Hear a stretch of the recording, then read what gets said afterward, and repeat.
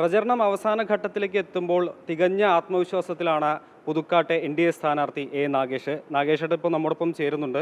നാഗേഷേട്ട, ഈ പുതുക്കാടിനെ സംബന്ധിച്ച് പറയുകയാണെങ്കിൽ നമുക്കറിയാം, ലോക്സഭാ തെരഞ്ഞെടുപ്പിൽ ഏറ്റവും കൂടുതൽ താമരയ്ക്ക് വോട്ട് കിട്ടിയ ഒരു മണ്ഡലം കൂടിയാണ്. അപ്പോൾ ഈ മണ്ഡലത്തിൽ നിൽക്കുമ്പോൾ എത്രത്തോളം പ്രതീക്ഷയുണ്ട്?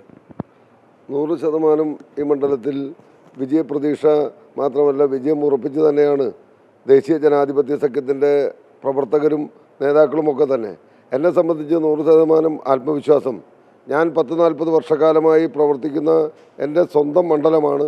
ഈ മണ്ഡലത്തിൽ നിന്ന് മാറി മറ്റൊരു മേഖലയിലേക്ക് ഞാൻ പോയിട്ടില്ല. ഈ മണ്ഡലത്തിൽ പ്രധാനപ്പെട്ട നിന്ന് പ്രവർത്തിക്കാനുള്ള അവസരം എനിക്ക് ലഭിച്ചിട്ടുണ്ട്.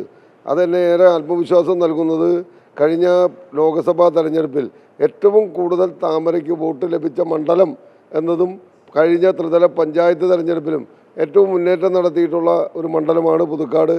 ഈ കഴിഞ്ഞ ദിവസം പ്രധാനമന്ത്രി നേരിട്ടെത്തുന്നു, അതുപോലെ ദേശീയ നേതാക്കൾ ഓരോരുത്തരായി. ഇപ്പോൾ നിർമ്മല സീതാരാമൻ എത്താൻ പോകുന്നു.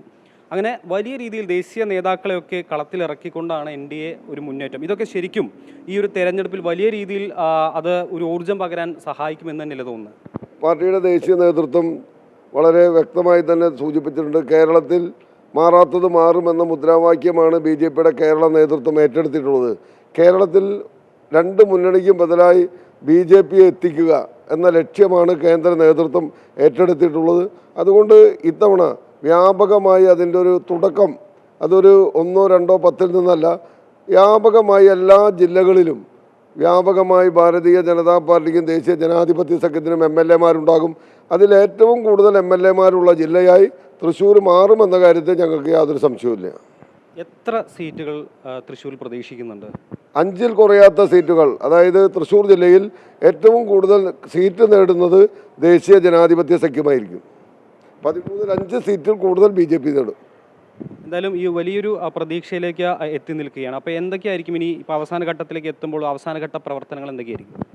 ബൂത്ത് തലത്തിലുള്ള പ്രവർത്തനമാണ് വരുന്ന ദിവസങ്ങളിലെല്ലാം തന്നെ. കീ വോട്ടർമാരുടെ സമ്പർക്കം, അതോടൊപ്പം സ്ഥാനാർത്ഥി സ്ഥാപനങ്ങളും മറ്റു സമ്പർക്കങ്ങളാണ് ഉദ്ദേശിക്കുന്നത്. കാരണം മുൻകാലങ്ങളെ അപേക്ഷിച്ച് അത് വേണ്ടത്ര സമയം കിട്ടാത്തതുകൊണ്ട് ഒരു ഓട്ടപ്രദക്ഷിണമാണ് ഇപ്പോൾ നടക്കുന്നത്. എന്തായാലും ഇന്നു മുതൽ പാർട്ടി പ്രവർത്തകന്മാർ, അനുഭാവികളെല്ലാം തന്നെ വീട് കേന്ദ്രീകരിച്ചുകൊണ്ടുള്ള ബൂത്ത് തല പ്രവർത്തനത്തിനാണ് ഇനി നേതൃത്വം കൊടുക്കാൻ പോകുന്നത്. അവസാന ഘട്ടം എത്തുമ്പോൾ ആളുകളിൽ നിന്നുള്ളൊരു പ്രതികരണമൊക്കെ എങ്ങനെയാണ്? 100% എല്ലാ ആളുകളും മാറ്റത്തിന് വേണ്ടി ആഗ്രഹിക്കുന്നു.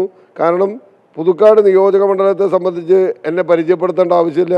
ഈ പുതുക്കാടിൻ്റെ വിഷയങ്ങളെക്കുറിച്ച് എനിക്ക് പരിചയപ്പെടുത്തേണ്ട ആവശ്യമില്ല. അതുകൊണ്ട് 100% ജനങ്ങൾ ഒരവസരം തരാൻ തയ്യാറാണ് എന്ന രീതിയിലുള്ള മനോഭാവമാണ് എല്ലാ മേഖലയിൽ നിന്നും നമുക്ക് ലഭിച്ചുകൊണ്ടിരിക്കുന്നത്. എന്തായാലും എല്ലാവിധ ആശംസകളും. വലിയൊരു വിജയം കൈവരിക്കാൻ സാധിക്കട്ടെ. സന്തോഷം.